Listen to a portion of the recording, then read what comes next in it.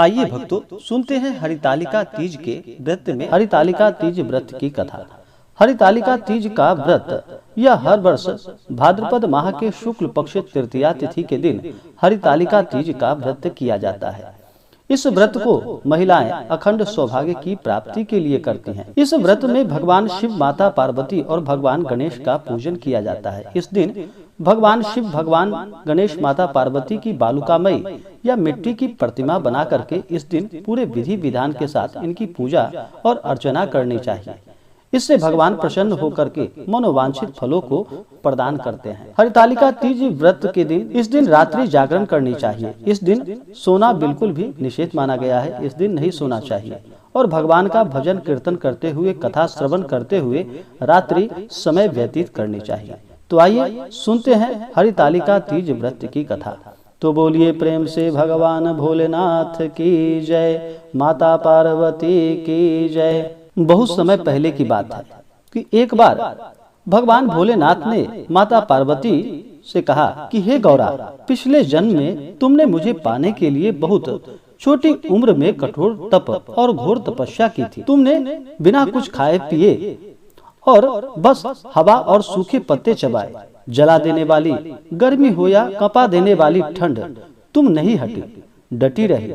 बारिश में भी तुमने जल नहीं पिया। तुम्हें इस हालत में देखकर तुम्हारे पिता बहुत दुखी हुए। उनको दुखी देखकर नारद मुनि आए और कहा कि मैं भगवान विष्णु के भेजने पर यहाँ आया हूँ।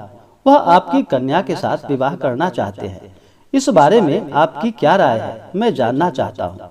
नारद जी की बातों को सुनकर आपके पिता बोले, अगर भगवान विष्णु यह चाहते हैं तो मुझे कोई आपत्ति नहीं, परंतु जब तुम्हें इस विवाह के बारे में पता चला तो तुम बहुत दुखी हो गई। तुम्हारी एक सहेली ने तुम्हारे दुख का कारण तुमसे पूछा तो तुमने कहा कि मैंने सच्चे मन से भगवान शिव का वरण किया है, किंतु मेरे पिता ने मेरा विवाह भगवान विष्णु के साथ तय कर दिया है। मैं विचित्र धर्म संकट में हूँ। अब मेरे पास प्राण त्यागने के अलावा और कोई उपाय नहीं है। तुम्हारी सखी बहुत ही समझदार थी। उसने कहा, प्राण छोड़ने का यहाँ क्या कारण है? संकट के समय धैर्य से काम लेना चाहिए। भारतीय नारी के जीवन की सार्थकता इसी में है कि जिसे मन से पति रूप में एक बार वरण कर लिया, जीवन पर्यंत उसी से निर्वाह करे। और चलो मैं तुम्हें घनघोर वन में ले चलती हूँ, जो साधना स्थल भी है और जहाँ तुम्हारे पिता तुम्हें खोज नहीं पाएंगे। मुझे पूर्ण विश्वास है कि ईश्वर अवश्य ही तुम्हारी सहायता करेंगे।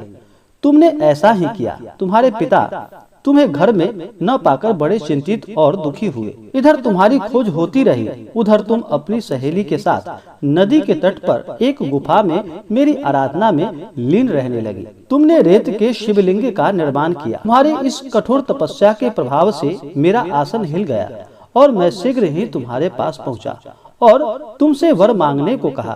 तब अपनी तपस्या के फलीभूत मुझे अपने समक्ष पाकर तुमने कहा कि मैं आपको सच्चे मन से पति के रूप में वरण कर चुकी हूँ। यदि आप सचमुच मेरी तपस्या से प्रसन्न हैं तो मुझे अपनी अर्धांगिनी के रूप में स्वीकार कर लीजिए। तब तथास्तु कहकर मैं कैलाश पर्वत पर लौट गया। उसी समय गिरिराज अपने बंधु बांधवों के साथ तुम्हें खोजते हुए वहां पहुँचे। तुमने सारा वृतांत बताया और कहा कि मैं घर तभी जाऊंगी अगर आप महादेव से मेरे विवाह करेंगे। तुम्हारे पिता मान गए और उन्होंने हमारा विवाह करवाया। इस व्रत का महत्व यह है कि मैं इस व्रत को पूर्ण निष्ठा से करने वाली प्रत्येक स्त्री को मनोवांछित फल प्रदान करता हूँ। इस पूरे प्रकरण में तुम्हारी सखी ने तुम्हारा हरण किया था, इसलिए इस व्रत का नाम हरितालिका व्रत हो गया। इस व्रत से जुड़ी हुई एक मान्यता यह भी है कि इस व्रत को करने वाली स्त्रियां पार्वती जी के समान ही सुखपूर्वक पति रमन करके शिवलोक को जाती है।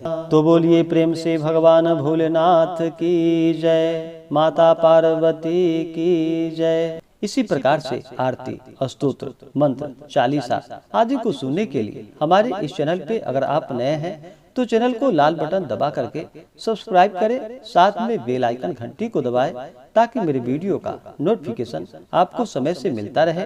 वीडियो को लाइक करें, शेयर करें। मिलते हैं फिर अगले वीडियो में, तब तक के लिए धन्यवाद।